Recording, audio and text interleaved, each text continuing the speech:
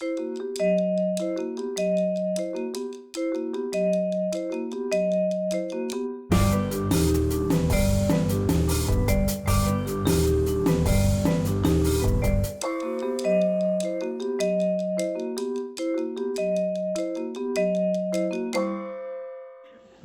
evening, everyone. Good evening. I don't know if this is on. No, apparently not. What an idiot. You shut it off? Well, actually, we do for the internet. Oh, yeah. Yes. They have to behave. I am very pleased to welcome José Cura here. He's an artist whom we don't see enough in the United States because he's very busy elsewhere, especially in Europe. And I use the word artist advisably. He is absolutely a magnificent singer, and many singers confine themselves to singing. There are the rare artists who also do conducting, writing, stage directing, scenic design, photography. He just published a book of photos unrelated to opera, Espontaneas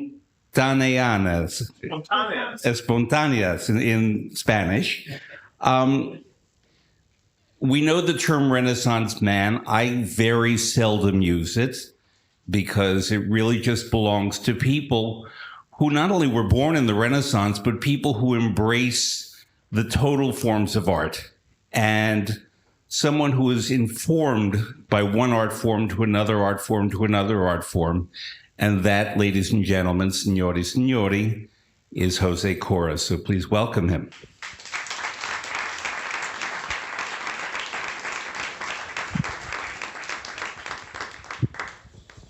And I'm your host, Fred Plotkin.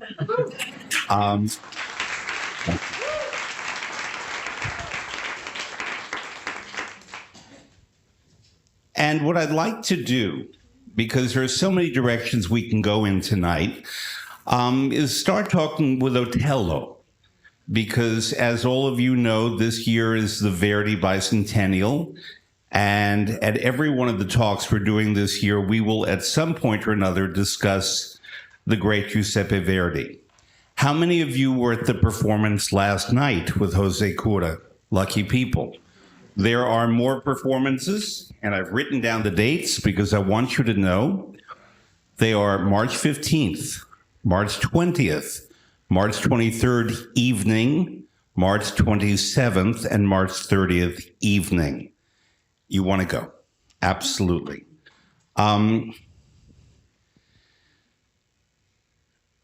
The observation among many that I made last night in watching you was Otello is known as the Lion of Venice. And there's a famous line by Iago where he says, Ecco il leone. And Iago is being ironic. But I felt from the very beginning that you incorporated the imagery of a lion into your performance, and not by roaring, but there was something in the body language, there was something in the character that was very noble, the way a lion is noble. We have to remember the characteristics of a lion are multiple. They are ferocious, they're noble, they're brave, and I can't think of too many portrayals of Otello that I've seen, even by the great Placido Domingo, that so embraced his character in terms of acting. How did you form, or did you form actively this concept, or is it completely espontáneo like your photography? Oh, hello. You hear me? No. Anything I have to show? I don't know what happens when I don't wear my glasses. There, okay. Hello. Okay, now. Oh, it's a long, long way. But it starts by the conviction of Otello not being noble at all, not being the good guy we opera lovers thought he was. Because in straight theater, in prose, he has been already a naughty guy for a long time, but in opera, as always, we come like 50 years later. And we are reluctant to do the step towards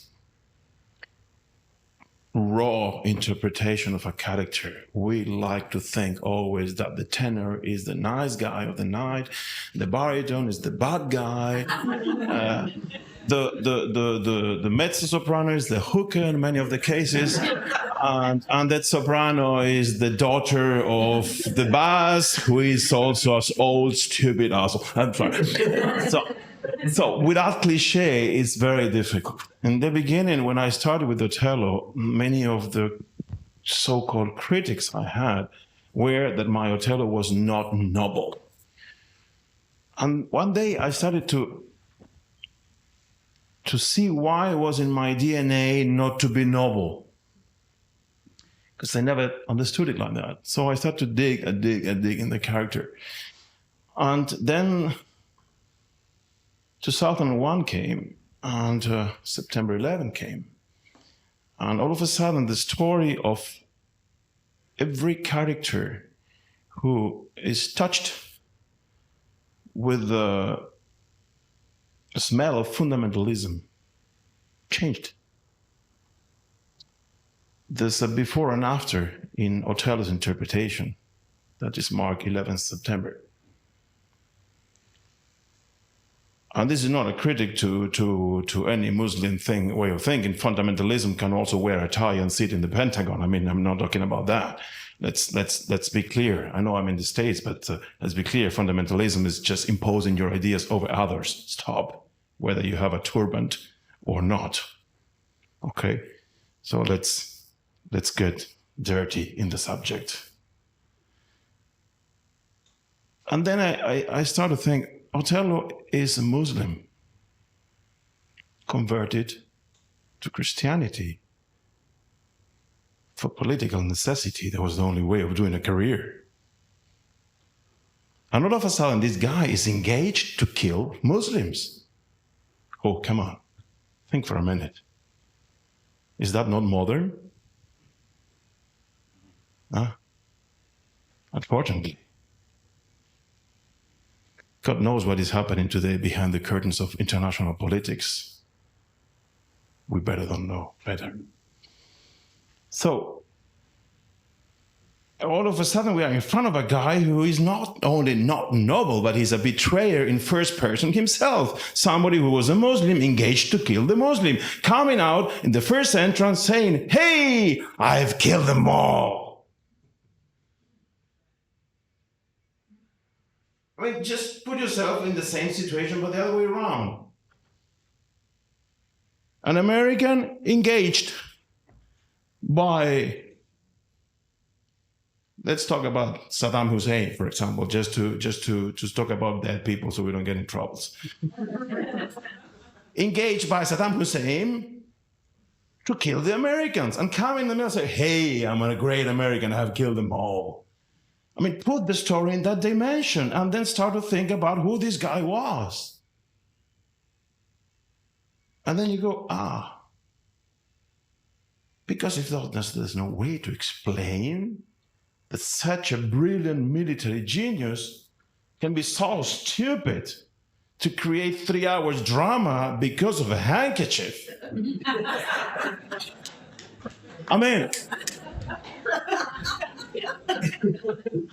I mean, give him a break. I mean, that's not possible. So what's the secret of the whole thing? Is he who is a betrayer, as every betrayer thinks that everybody else betrays him.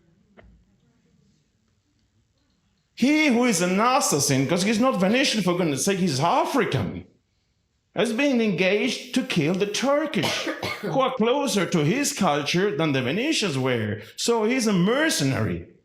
And a mercenary, in 99% of the cases, is an assassin who kills for money. Where is the nobility there? I mean, find me one. So here we are in front of a guy who kills people for money, because it's his job. So far, so good. I mean, and of course, professional killers I was watching the other day, 2-3 days ago in HBO, the American, this film with George Clooney. And all of a sudden, I understood many things about Otello, because this guy spends the whole film watching over his back, afraid that everybody was going to kill him. That's the syndrome of the killer, think that everybody's going to kill him. So Otello spends all his life watching like that. So here we are in front of an apostate, somebody who gives away his religion for political necessities, who is a killer who kills for money. And you go, oops. Oops. We have a problem, Houston. And here we have this guy with all, on top of that, all the insecurities of his color in a white society, for goodness sake, is more than like hell. Hearing the father of his wife, which is not in Verdi, unfortunately, hearing Mr. Brabantio saying to him, "Hear me, you Negro." That's what he said, with that words. Now she's betraying her father to go with you. One day she's going to betray you to go with somebody else. And this guy walks along with this in his head all the time.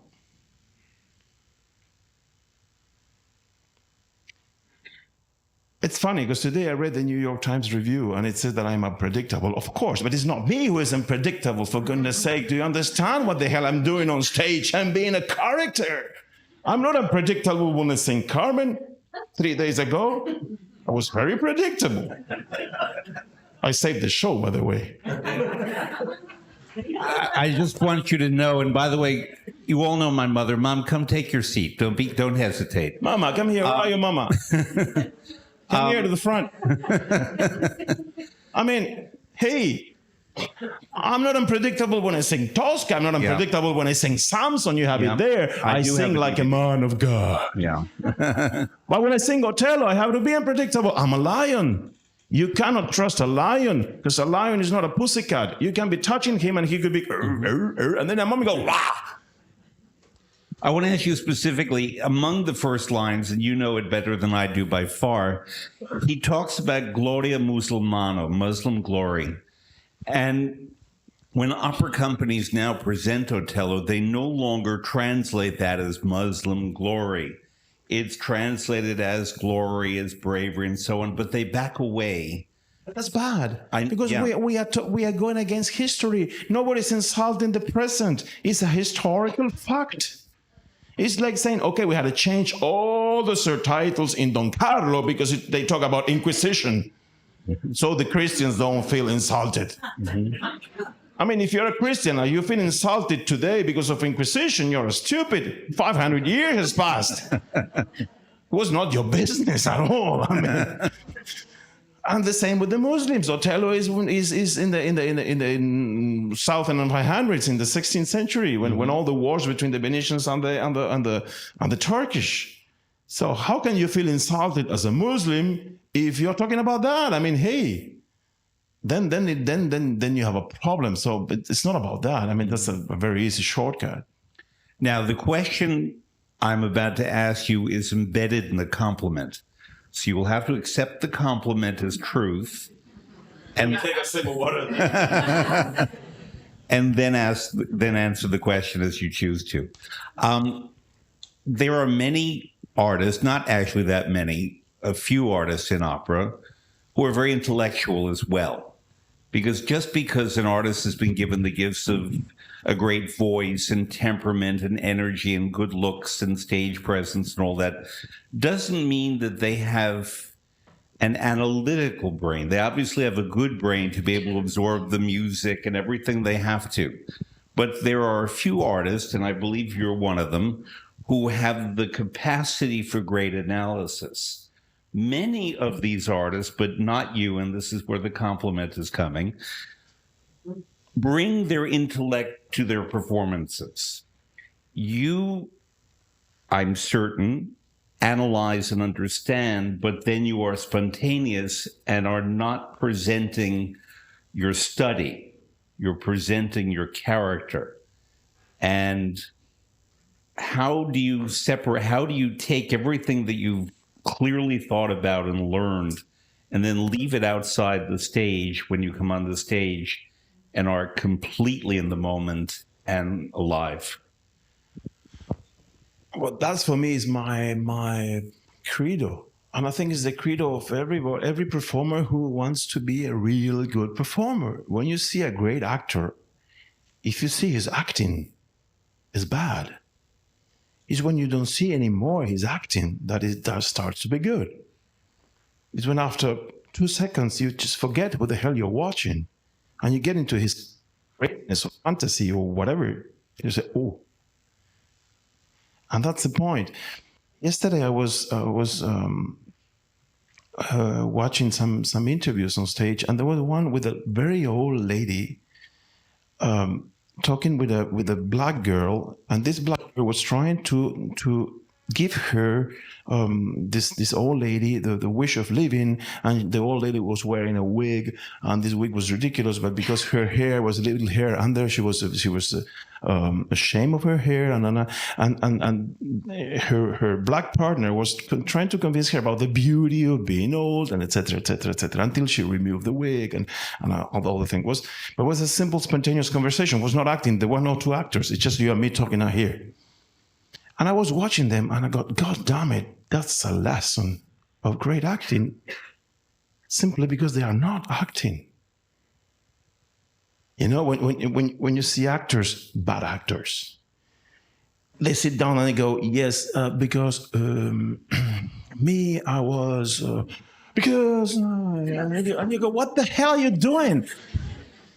I'm a great actor, somebody who is talking as we are talking now, and all of a sudden you think we are in a conversation in the Italian Institute. And are they acting? No. And this is the same thing on stage, I think. You fill in your hard disk with all the information you can. But when you cross the line, you have to turn off the computer, because if not, if you see somebody thinking on stage, then it's bad. It's the same in conducting. It's the same in everything that gets to do with art. But in conducting, it's all even more obvious. When you see a conductor taking distance and having a great deal of a thinking every time something new is going to happen, what happens is that he's always late. It's like making love. I'm sorry, is any kid here? No. Can I go for it? You can cut it in the internet if you want. But it's like making love, for goodness sake. Which are the worst lovers? Tell me. The gynecologues. Okay. You say gynecolog or gynecologist? Gigolo. Gynecolog. It doesn't mean that you, because you know everything about an organ, that you're going to make great love. Wait a minute, let me take the book. Yeah, I have the touch here. Yeah, okay. I mean, you just go and you do it. I thought because you said something about conductors, you were going to tell me about coming in late and making love. That's another thing. Okay. We can go on that subject if one, but it's maybe too early in the afternoon. Well, it's part of opera, believe me. Of course, many of the operas are because of that. It's true. I was watching the translation. It's funny. It's not "Come Venus is shining." It's "Come Venus shine." Shines. Yeah. No, shine. It's an order.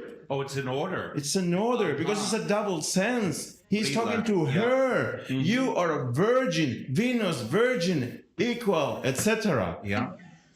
Come, you virgin, and shine. That means give me your virginity. It's a great understatement. A double sense is a great thing, a great text. You have to read it in a different ways. We're not talking about the planet. No, it's usually done like that. We look at the planet and we go, oh, what the planet. Every production of Otello talks about the planet, and nobody speaks about the planet. They're talking about sex. That's why he's so mad when like 15 minutes before he comes out and he stops the fight. It's not because of the fight. They're warriors. They fight every time. It's because he was his trousers and he was about to have his wife finally, and the alarm goes.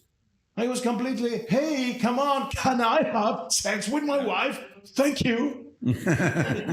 That's the understatement of the whole thing. He's not angry because of a fight. It just came from a war, for goodness sake. I mean, what they care? I don't know if you know the American English word horny. Yes, Otello maybe, is but there's a horny lot at of that public moment. here. Don't say that to me. No, it's we can say this, but it just means that you're eager to have sex, and so is she, and so everything else becomes secondary. What I was thinking as I watched this, by the way, that's Krasimira Stoyanova who sings with José Cura at the Met. That was her debut then. It was her first debut. Desdemona. Yeah. I hadn't, when I watched this before, really taken in the costumes, which were designed by John McFarlane, who did the set. And what I liked about many things about the costumes were they gave you grandeur and they gave her fragility. And yes, yours were dark and hers were white, but it didn't underscore that too much about innocence and power and so on. It was very subtle. And the fact that you had sort of a robe that opened showed your heart in a way that normally Otello is all wrapped up. Wow. And it was interesting for that. Apart from the fact that I'm not able to wear that kind of things anymore for obvious reasons. Listen, I'm white now. I was not white at the time. That means a lot of other things. Huh? Nothing like I'm telling you is new for you either. Right. So, but apart from that, which is a great thing because it implies that when I'm on stage being Otello now, I know how a guy of 50 feels, and I portray to that level. When then I was trying to imagine how a guy of 50 may feel and acting. That's a different register in the thing. But coming back to costumes, the costumes we are wearing now in the Metropolitan, with all due respect, are ridiculous. Why? Simply because we are in Cyprus and it's summer all the way the year through. Okay, so wearing 4 layers of wool as we were in the Metropolitan. In Cyprus, it would be like making Boris Godunov in swimsuit. More or less. I mean, for those who doesn't know, Godunov happens in Russia. Okay. So it's that kind of thing. But of course, we're talking about the Met 30 years ago when opulence was part of the picture. But a little bit of research would not be bad to think that nobody can wear 4 layers of wool, fur, and skin in Cyprus. Nobody. No. Trust me. Julian, I'm going to ask you, by the way, to set up number 3, not number 2, but number 3. In the arc, in the course of this opera, we see Desdemona from this beautiful moment. I think of her always as not being naive, not innocent. I think of her as a very strong character. I think it's in her music that she's stronger than she's given credit for. It's in her behavior. And in her behavior. She leaves her father, yeah, with 16 years old, to go and marry a black guy. Hello? That's right.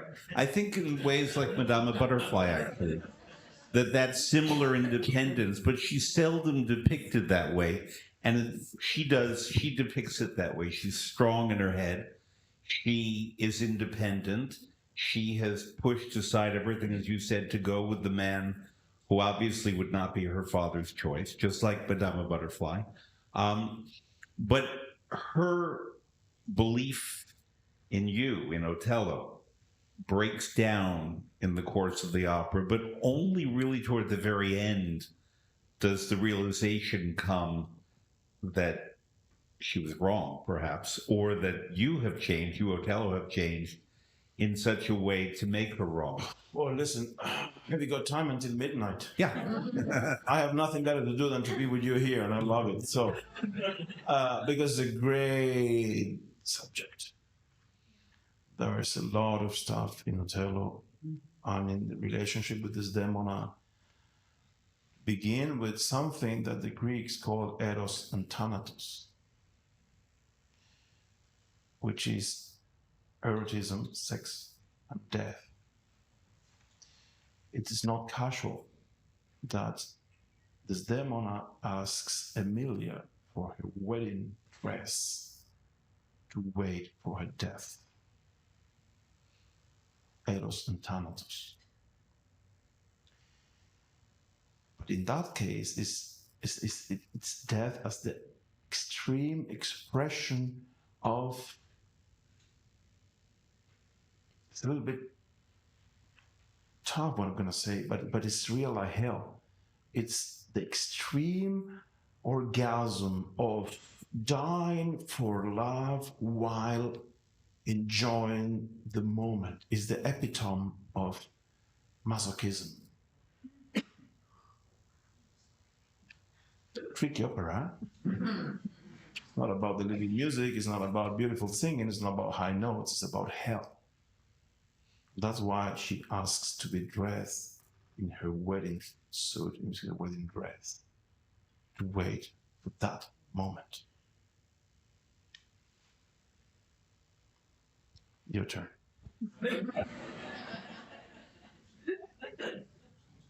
This is in no production around the planet. It's going to be in mine next July. I'm coming then. Where will it be?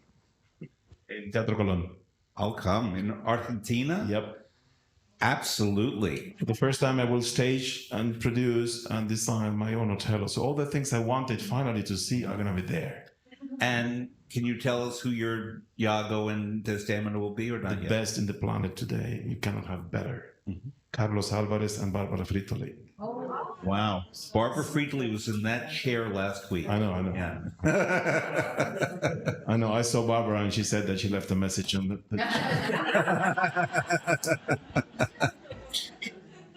Well, what's interesting is one of the things we showed last week was Otello by Placido Domingo murdering Desdemona. And now we're going to see you do the scene. And I'm doing this not for comparative sake, but I know that many of you have in your memories the scene from last week. The production was so very different from the one we're going to see now. And the production itself, both productions, contribute to the way the scene is played. But then the performers, all great, all four of them, the two Otellos and the two Desdemonas, are completely different. So, Julian, if you would show us selection number 3. Can I say something before please. you go? Yeah. We don't have to forget that we're different just because we are different, which is good, because it keeps the thing moving. If not, it would be like a simple reply all the time. But it's also different because it was another century with all, I mean, it sounds terrible to say, but in the last 10 years, 13 years now, this century has moved or ahead or backwards or down or up. That's up to your own experience, but have moved the world in 13 years more than the last 15. So when you say another century, it means a hell of a lot, another century.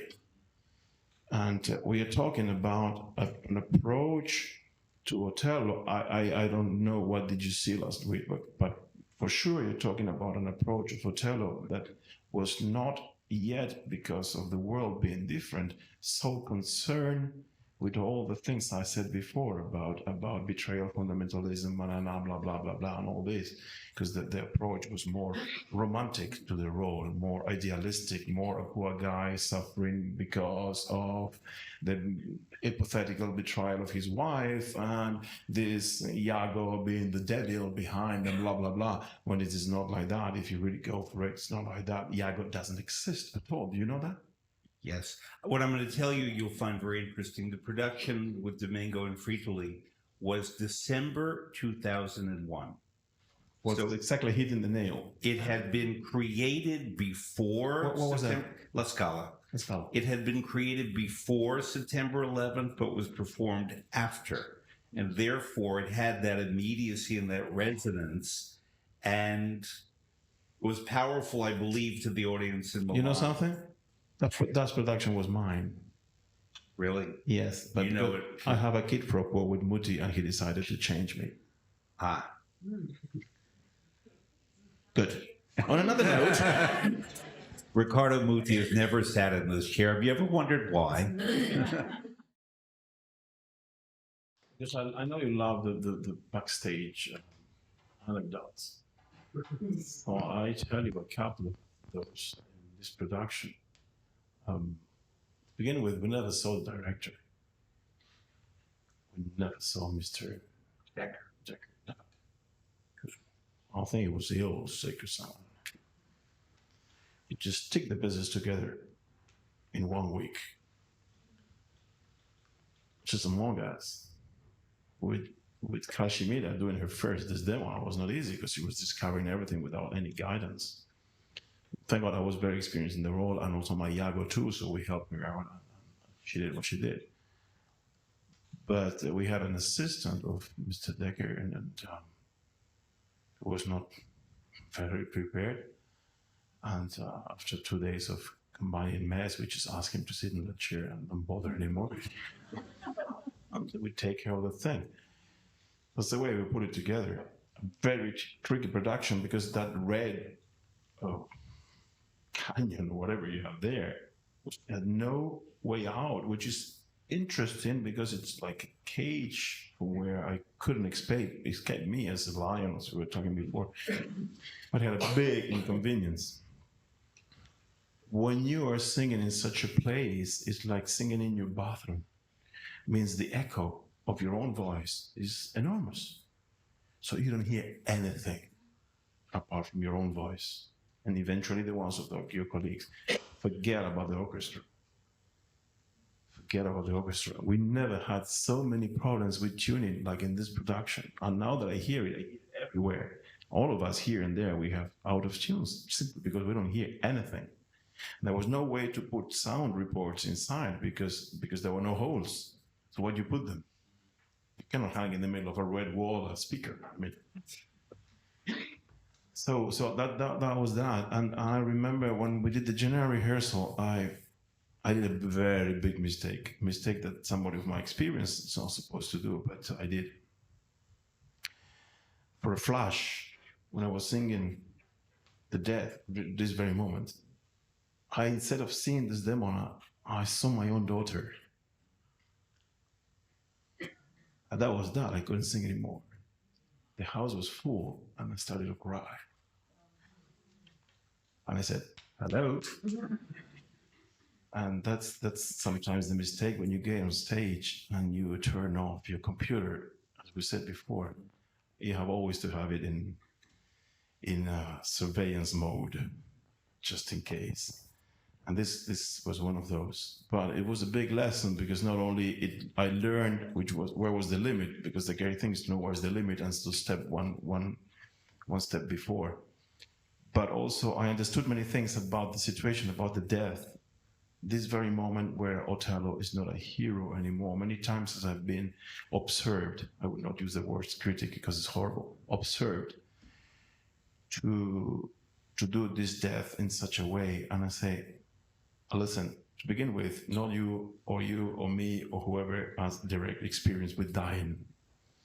So we are only playing by ear. It's the only thing we can rehearse.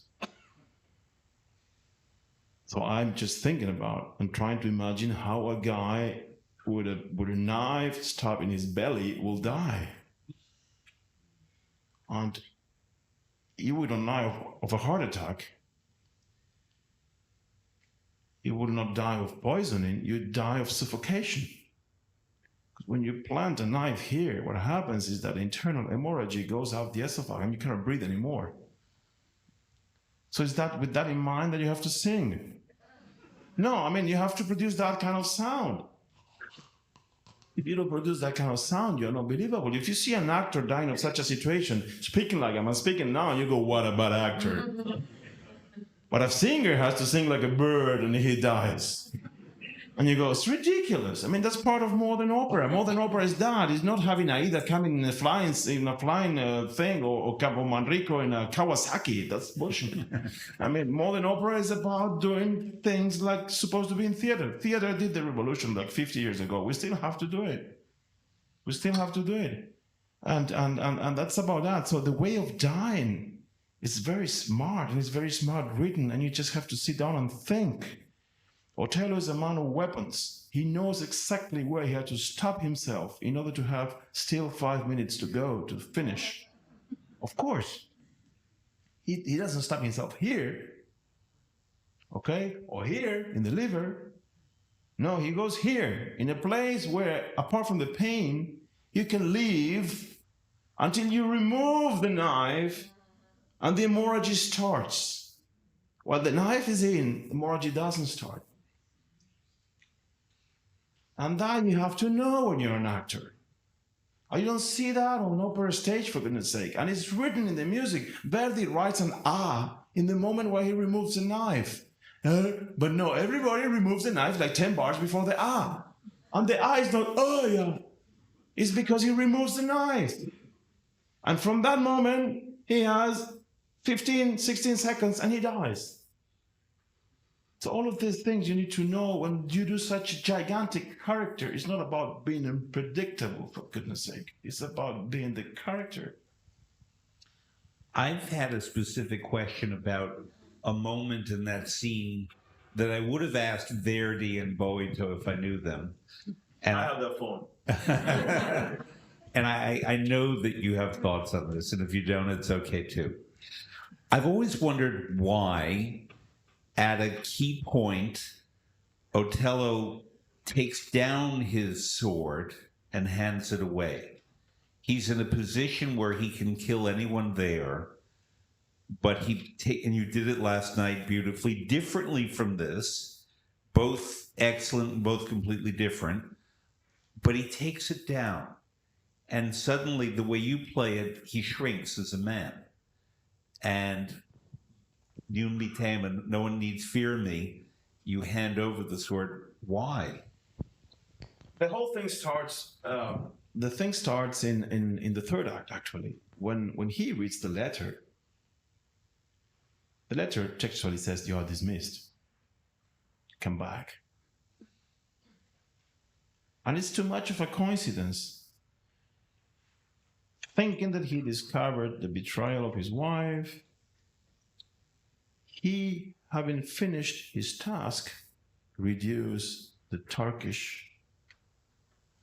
So all of a sudden here we have a black guy in a society of white people engaged to do something which was controlled invasion of the Turkish.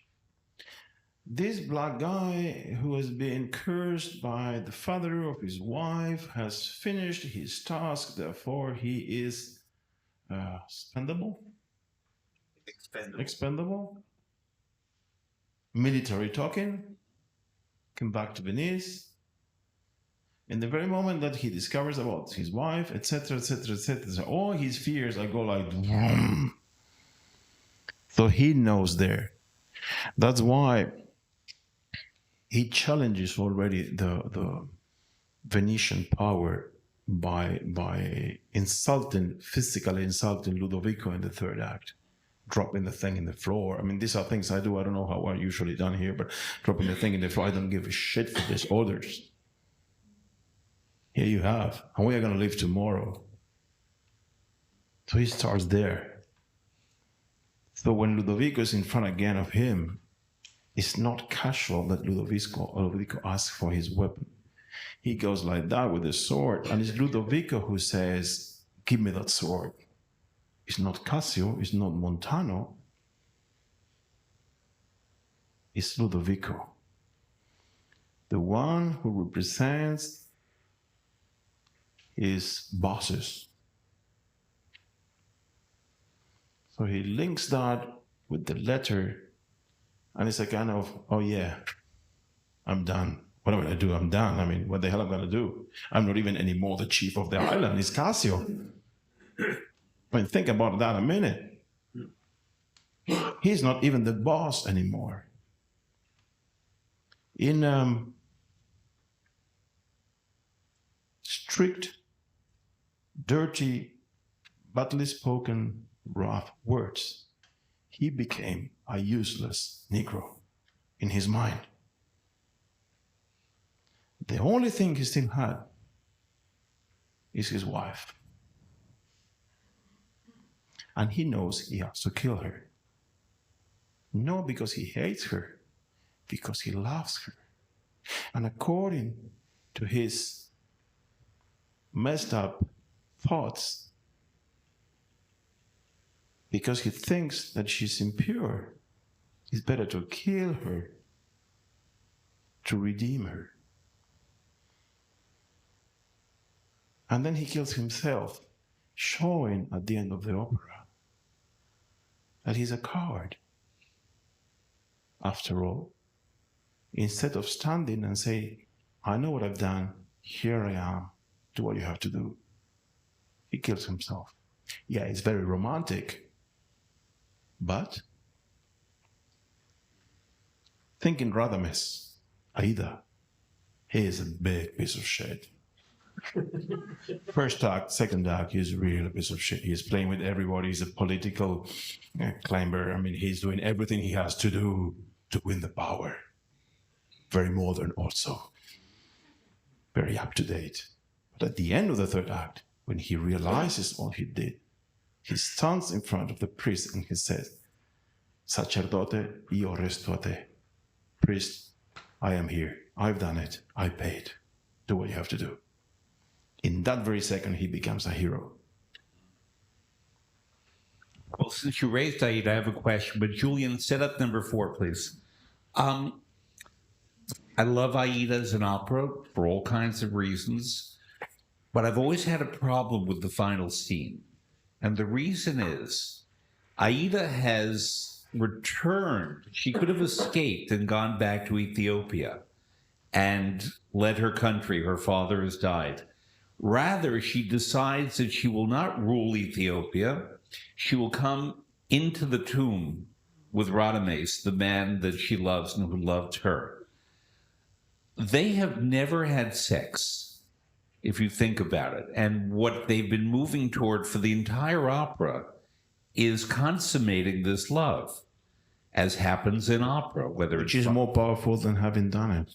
Yes, but wouldn't you think, and I mean this very seriously, if you're about to die, there's no more breath in there, would you really, Radames and Aida, just stand there holding hands the way they usually do? Well, but that's opera, man. Hey, come on. But that's not Verdi's fault. That's staging fault.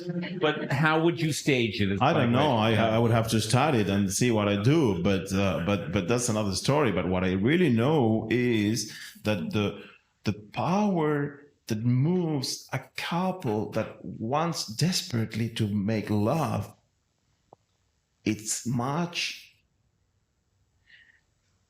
powerful, to repeat the word, than after sex.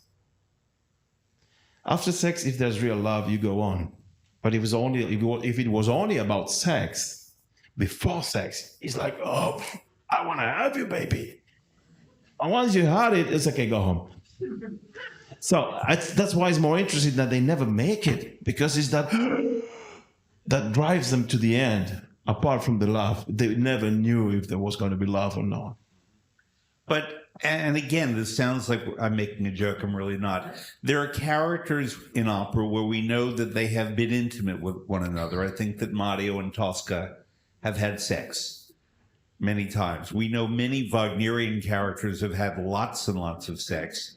Mozart characters certainly have a sexual history. But in the case of the one opera that I have an issue with happens to be Aida, because I would think that if they know they're going to die, that the last expression that they can make to one another would be, as in some form, before they run out of breath in the tomb, a sexual act. And I don't know. I mean, if I were dying in that situation, I'm sorry, but I wouldn't have a good heart.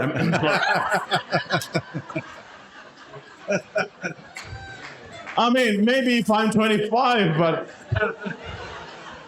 come on, man, be realistic.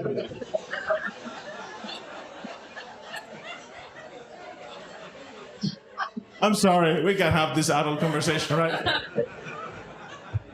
well, if I were Radames, I would try. And then apart from that, you have also come on. It's so funny because the Aida text when Randomized discovers Aida, he says actually una larva, una visión.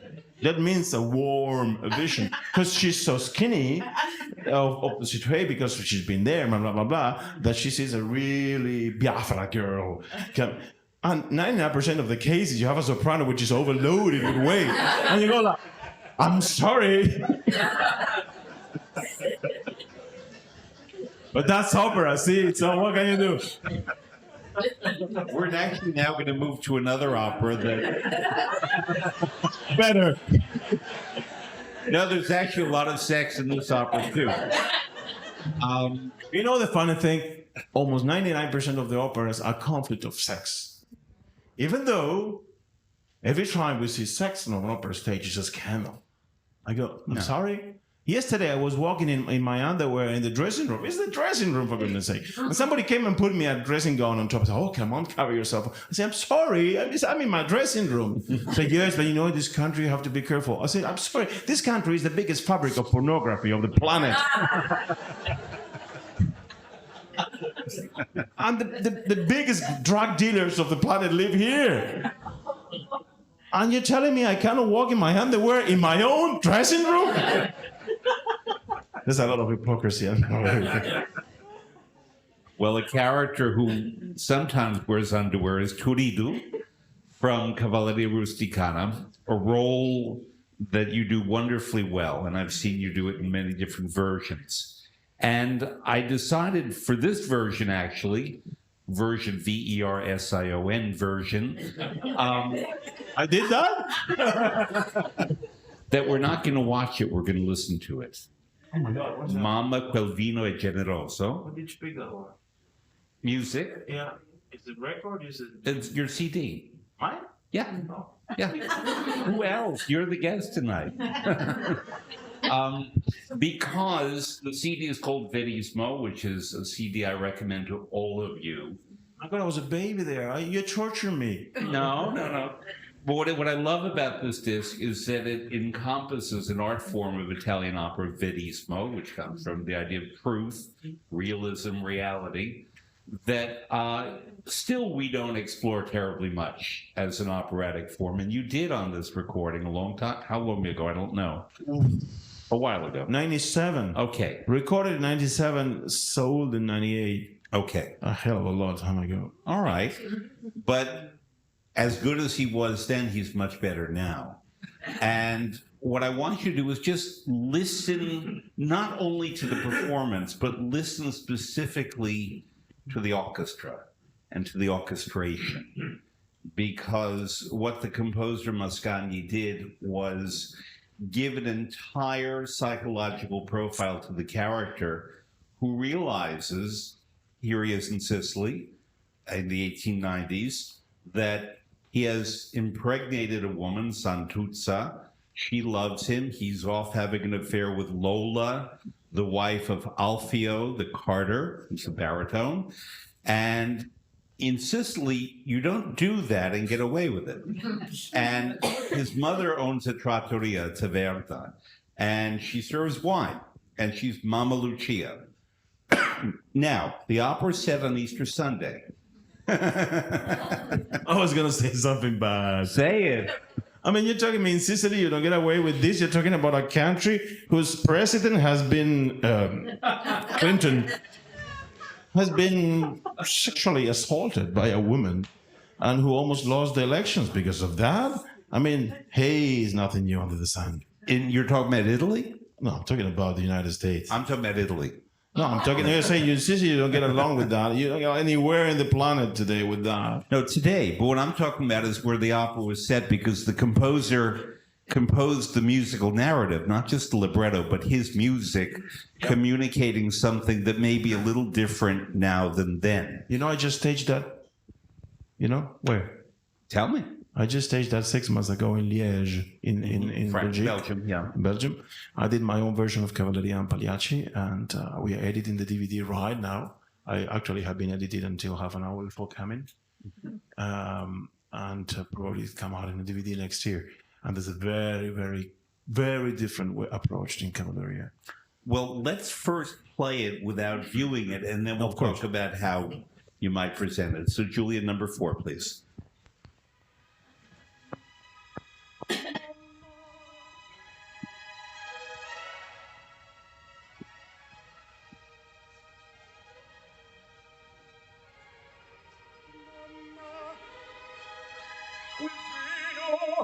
Generoso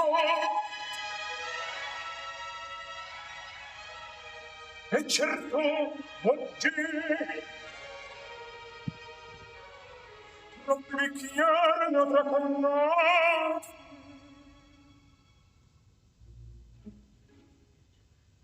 vado fuori all'aperto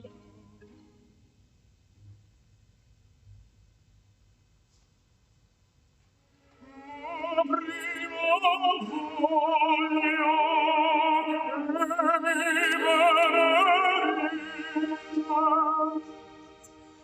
come quel giorno mi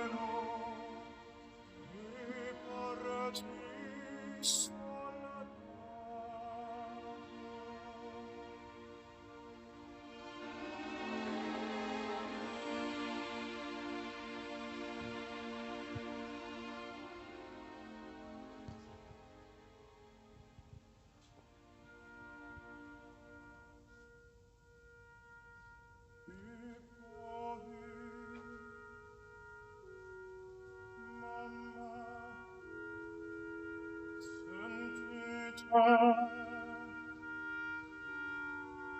io non tornassi se non tornassi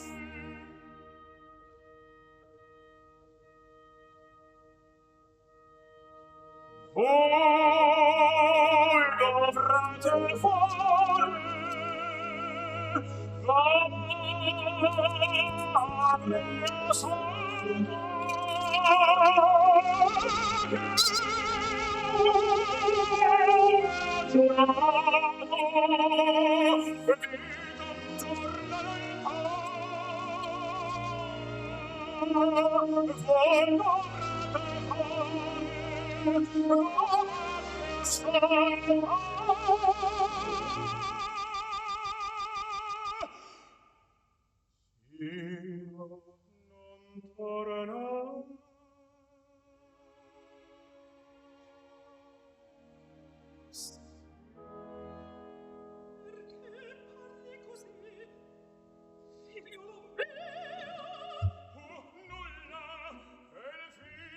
m'ha suggerito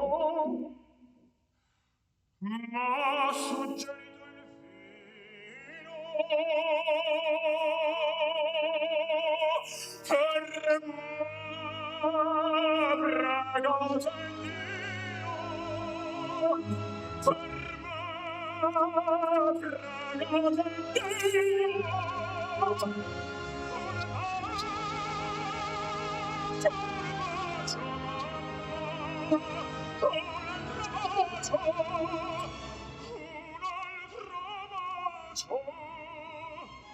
Addio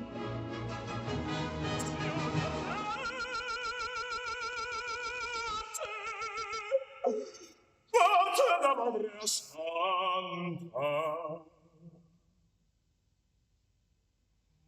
Pace Mamma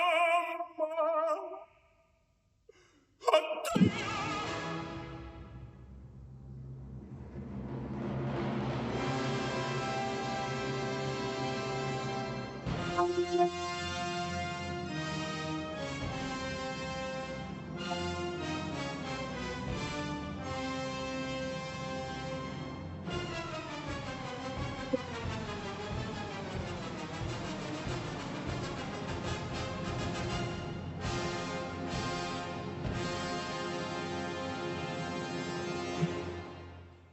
I think I wouldn't be able to sing.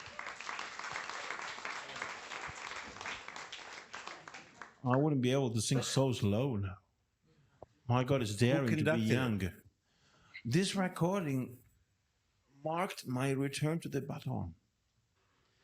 In 90, I mean, as many of you know, I've been trained as a composer and as a conductor. I'm very late. I started to sing in the beginning just because I needed the money. A tenor was better paid than a conductor at the time. But apart from that, in '96 we did the recording of Puccini arias with Placido, and with the same orchestra with Philharmonia.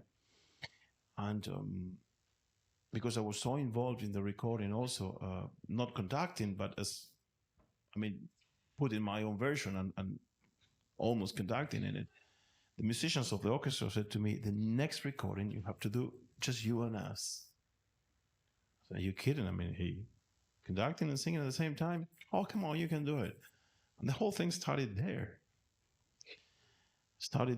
I remember I did this recording 1 year after with the same orchestra, and I conducted it with the baton that was a present from the first violin to me, the leader of the first violin to me. And I conducted it with that. And it was an amazing experience because it was my return altogether. I didn't conduct by the time I hadn't conducted for 15 years, I think. Something or 10. I mean, I don't know now. But that was my return to conducting. And but not only conducting, to singing at the same time. I mean, it's not that I'm conducting a bass and then I'm repeating on top of it until I get it right. What we do is that we put the podium a little bit far from the orchestra so my voice doesn't get in the mics of the orchestra. And from the distance, from a double, triple distance of the usual distance between the podium and the orchestra, I have my own microphone, and from there I am conducting and singing at the same time, which is crazy. But if you think, some pianists conduct from the piano, and I mean, their hands are engaged on the keyboard. So I mean, technically, it's easier to conduct when you're singing. Your hands are free. So, but it's a challenge for the breath, because you need to handle the breath, or you don't get short of breath because you're moving. But one good thing is that you're sure you're together with the conductor always, and you're gonna miss that one.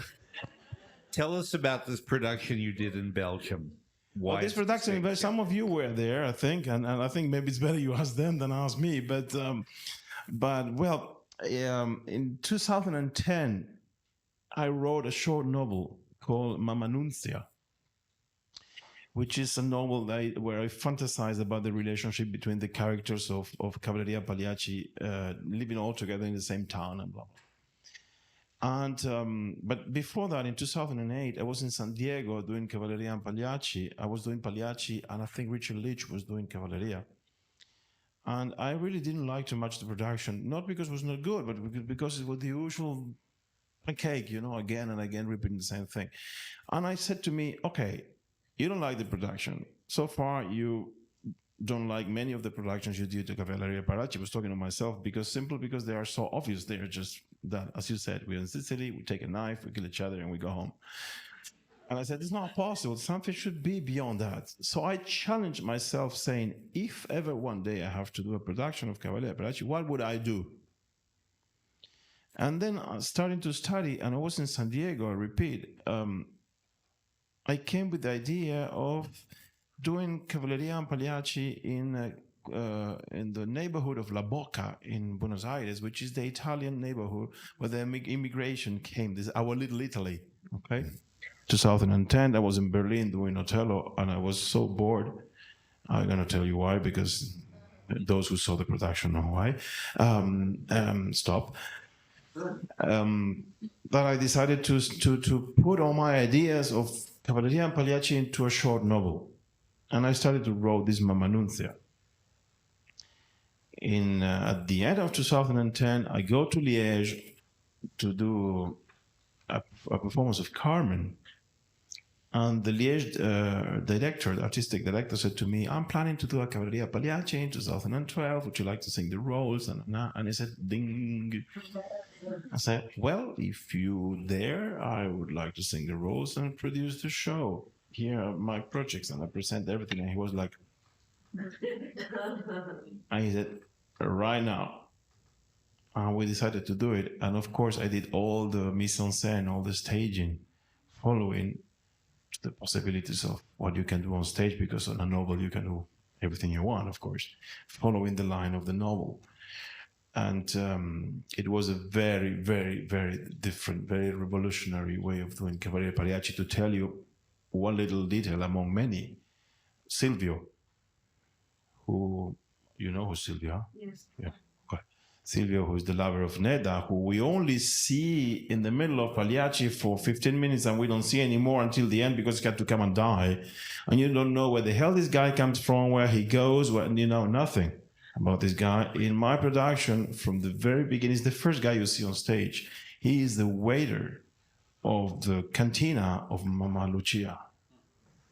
So he serves the table all the time, and he's there all the time. And when Neda comes in, he finds Silvio very naturally, and because they're too young, they just fell in love very naturally. But it's not that it comes coming from nowhere. Things like that. Or Santuzza, who, as we know, is pregnant of Turiddu. That's all the problem about the opera. In Pagliacci, instead of disappearing, she is on stage as an extra. She was a singer in Cavalleria, and she stays as an extra on stage because Pagliacci happened 6 months after Cavalleria, and she was 3 months in Cavalleria. She has a belly of 8 months. And she moves on stage, and she lives with us with a belly of 8 months. So the whole thing makes sense.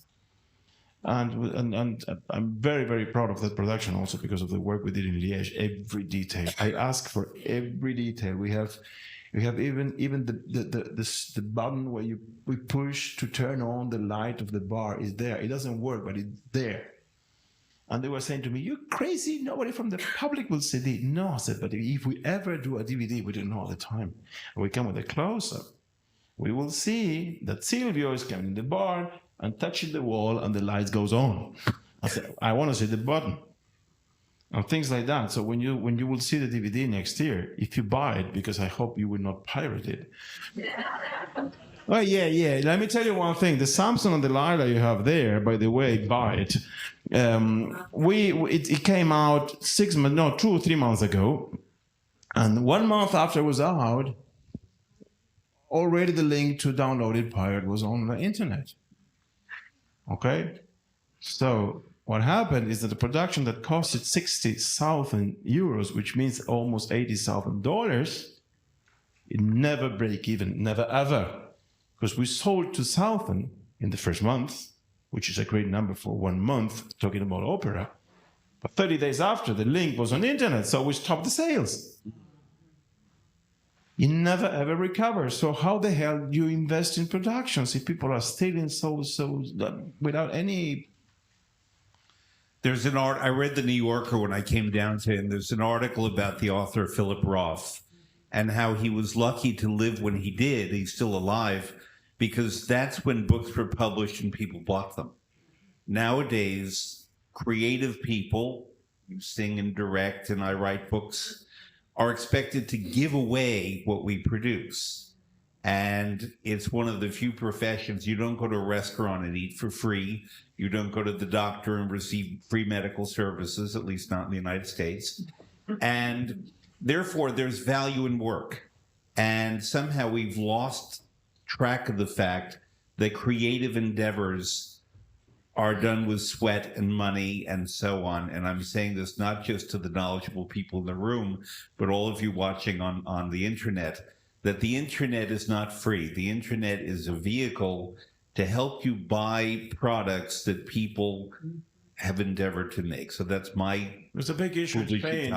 Yeah. 2 or 3 months ago, one of our writers edited a book, and the book was out.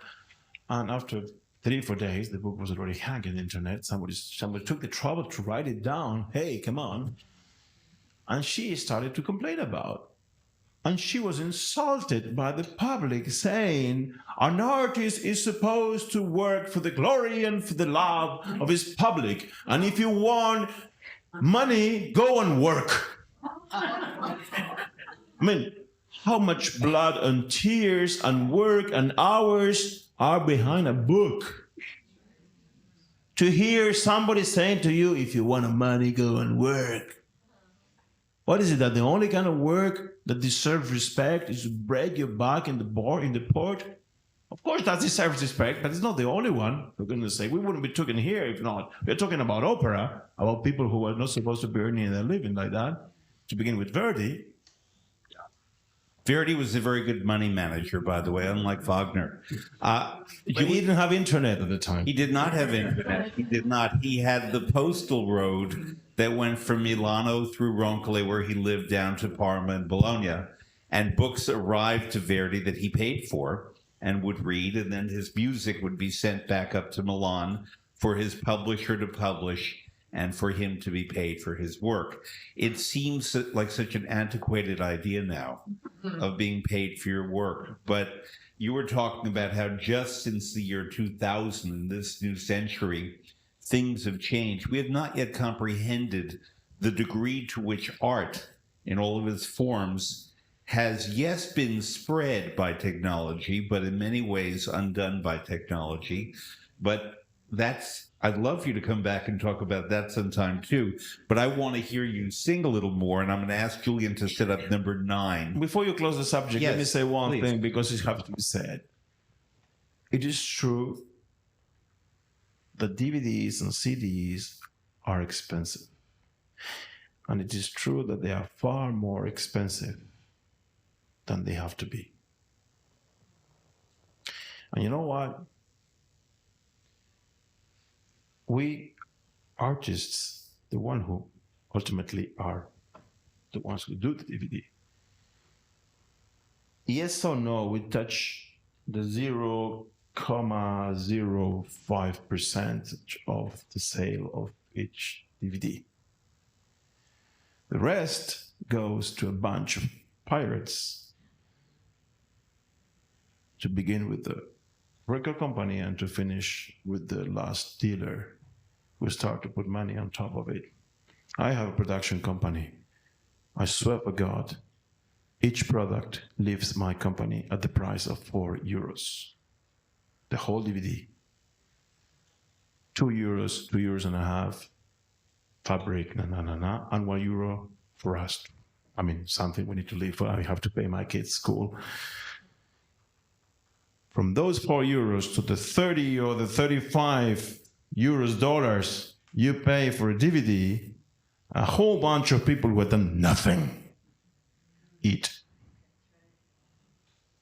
And that's the only reason for me, for people being stealing work. And in that, I am with you. If we can get rid of all that, and I think that's the back of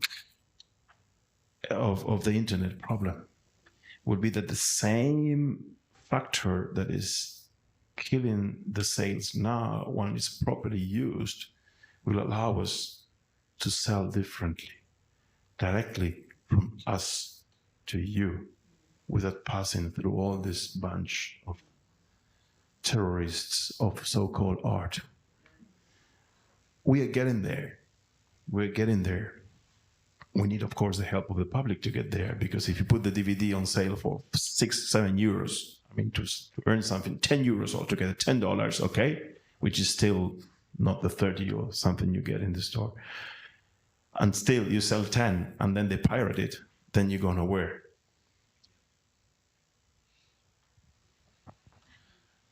There was a poet in real life named André Chenier, who was an artist.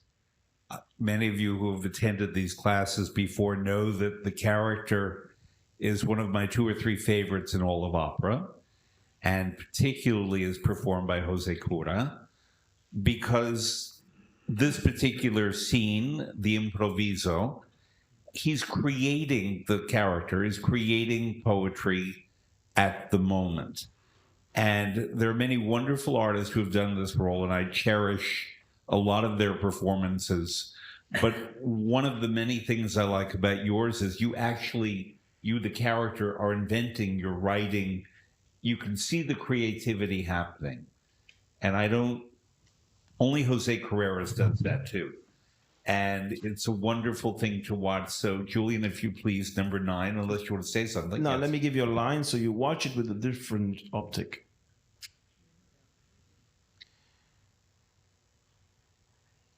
The improviso of André Chenier was probably the first or one of the first protest songs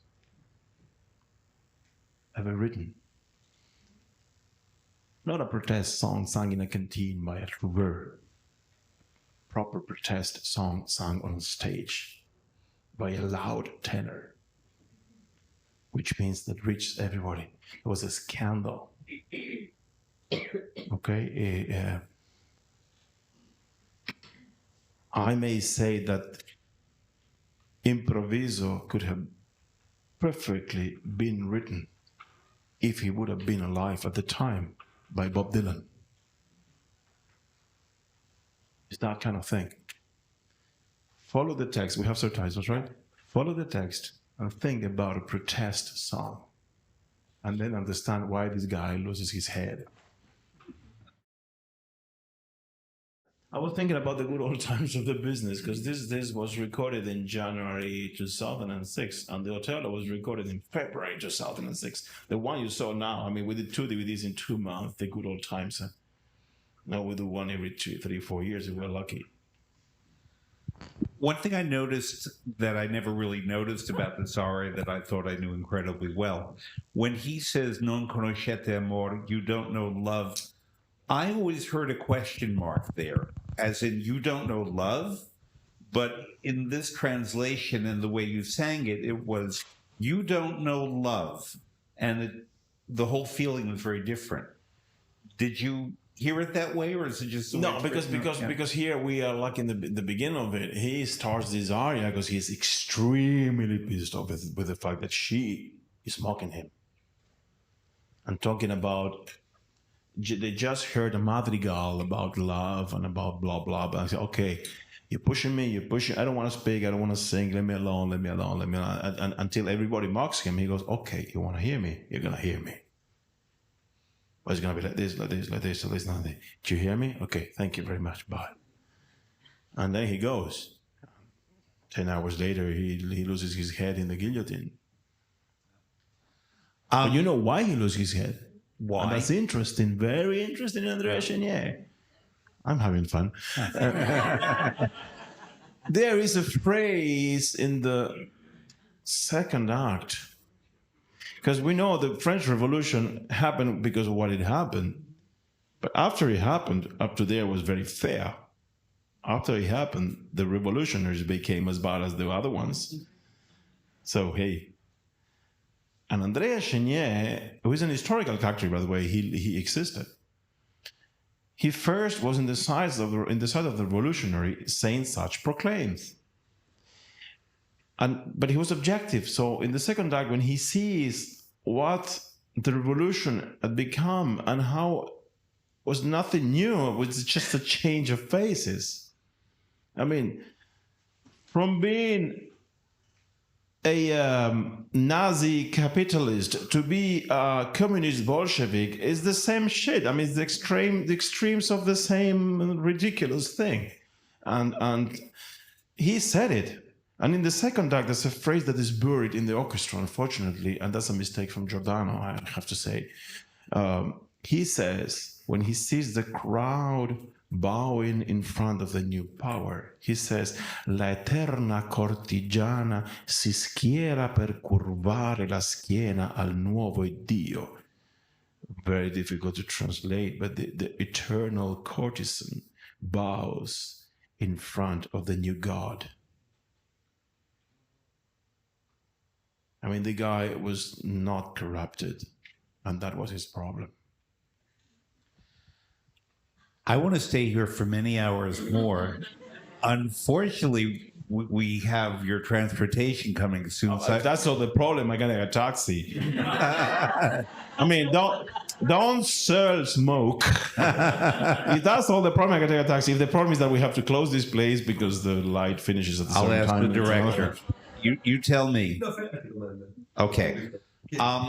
If there are questions, someone will come to you with a microphone for Mr. Cura, because we want to record the questions in addition to having us hear the questions. Raise your hand if you have a question. Right here, sir. Oh, the mic is Sorry. here.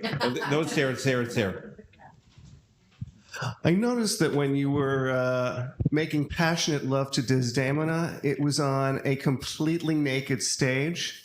And I was wondering if having a minimalist set like that interferes with your performance in any way?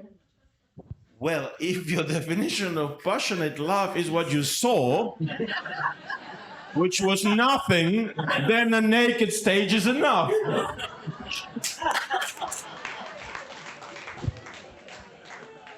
I'm sorry. I mean, I'm getting old, and the times where when love was really passionate a long time ago. But I have a memory, and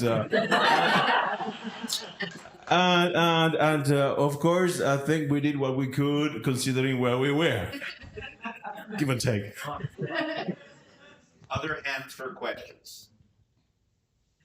No one? I have a question. Yes. Microphone.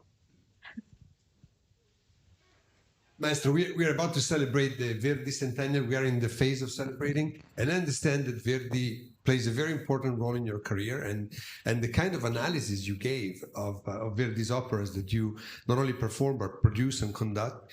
Tell us something about your personal relationship with Verdi. What does this man mean to you? Does he still have something to tell modern people of our time? And what is it? I'm not going to say that I go to the pub with him, but because you're talking about my personal relationship with Verdi, which makes me look very old. but no, it's not that bad. To understand Verdi, you have to read his letters. There are many books about Verdi's letters, and with great translations to English also. You have to read his letters to understand how bad we usually do Verdi.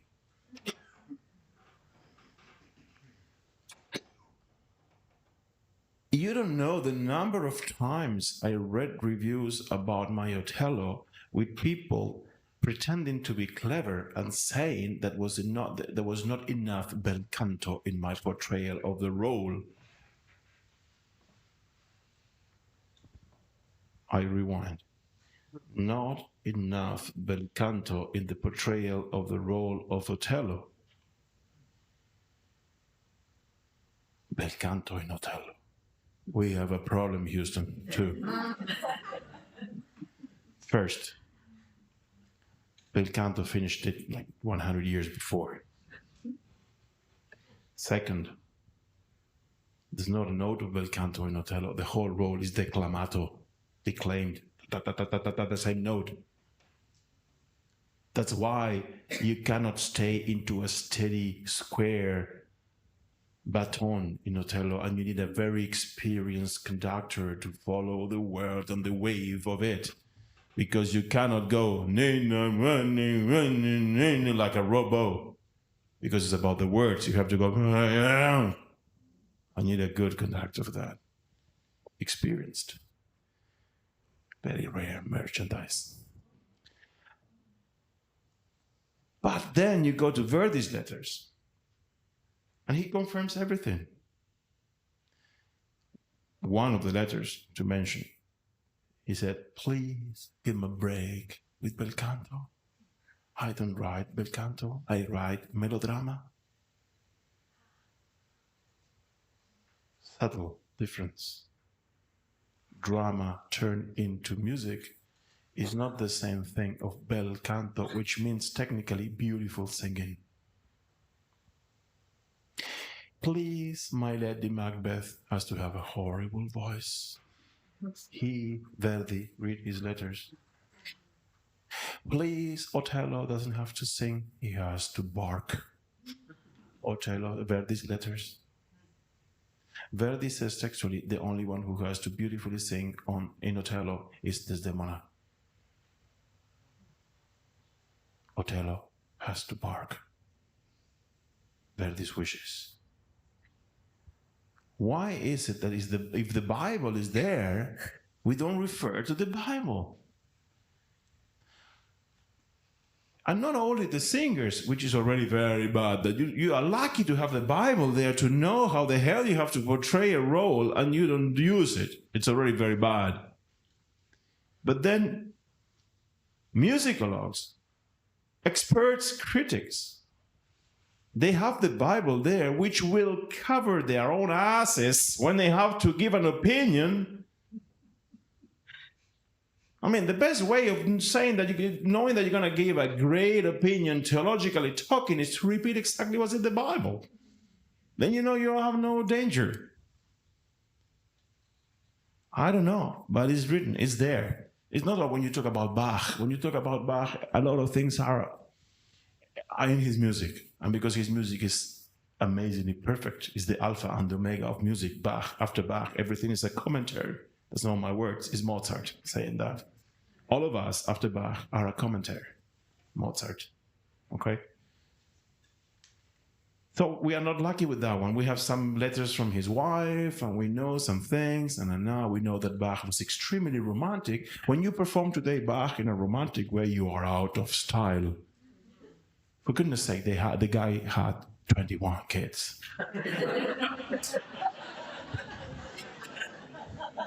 And there was no proveta at the time. Okay? How's it going? Test tube. Test tube at the time, okay? And there was no artificial insemination at the time. They got kids and they get, okay? And to have 21 kids in that time, to be sure that your wife gets pregnant and gets to the end, and et cetera, you have to, one day yes, one day no. I mean, if not, you never get 21. The numbers don't, and with the same woman. Hi, hello, wait a minute. Actually, there were two women. I mean, no way, okay, but not with 10. So have 2 with each. No. You know Well, what I his mean? specialty was the organ.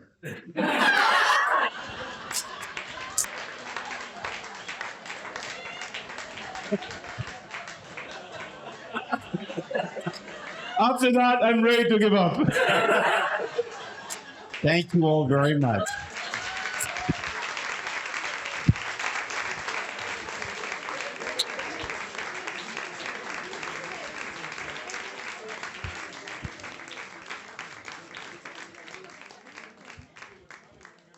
Thank you.